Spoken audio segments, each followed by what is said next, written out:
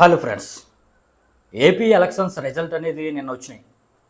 Course India వ్యాప్తంగా result అనేది వచ్చింది, కానీ ఏపీ మాత్రం ప్రత్యేకం. ఎందుకంటే ఎవ్వరు ఊహించని రిజల్ట్ అనేది ఏపీలో వచ్చింది భయ్య.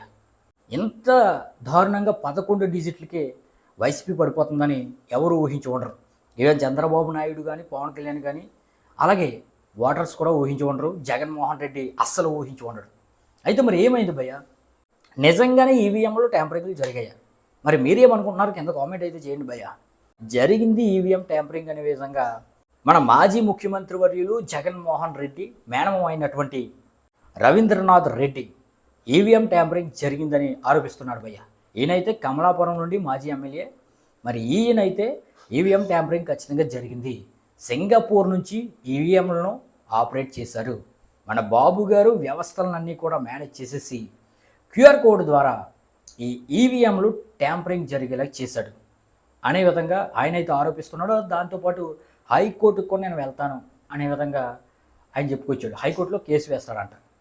మరి నిజంగానే ఈవీఎం ట్యాంపరింగ్ జరిగిందని మీరు అనుకుంటున్నారా ఏంటి అనేది కింద అయితే కామెంట్ చేయండి భయ్య. నాకైతే క్లారిటీ లేదు. ఈవీఎంలో అయితే ట్యాంపరింగ్ జరిగే అవకాశం అయితే లేదు, కానీ మరి ఎవరి అనుమానాలు వాళ్ళకు ఉంటాయి, ఎవరి క్లారిటీ వాళ్ళకి రావాలి. ఓడిపోయిన వాళ్ళకే బాధ ఉంటుంది. అయితే ఇక్కడ ఒకటి మనం గమనించాలి భయ్య, ఎందుకంటే ఓట్ షేర్ని గమనించాలి. వైసీపీకి సీట్లు తక్కువ వచ్చినప్పటికీ, 11 వచ్చినప్పటికీ ఓట్ షేర్ మాత్రం బాగా వచ్చింది. 40% వరకు ఓట్ షేర్ వచ్చింది. మరి అత్యధికంగా సీట్లు గెలిచిన టీడీపీకి ఏమో 45% వచ్చింది. కేవలం 5% మాత్రమే వీరిద్దరి మధ్య ఓట్లు వ్యత్యాసం అనేది ఉంది. అంటే సీట్లు అయితే తక్కువ వచ్చినాయి, కానీ ఓట్లు అయితే జగన్మోహన్ రెడ్డి ఓట్లు ఎక్కడికి పోలేదు. 40% అంటే మామూలు విషయం కాదు. కాబట్టి దీన్ని బట్టి చూస్తే మాత్రం ఈవీఎంలు అనేవి ట్యాంపరింగ్ జరగలేదని మనం అర్థం చేసుకోవచ్చు. కానీ ఆయన కేసు వేసిన తర్వాత అది ఎంతవరకు వెళ్తుంది ఏంటనేది మనం చూడాలి. మరి మీ ఉద్దేశం అయితే కనుక కామెంట్ చేయండి భయ్య.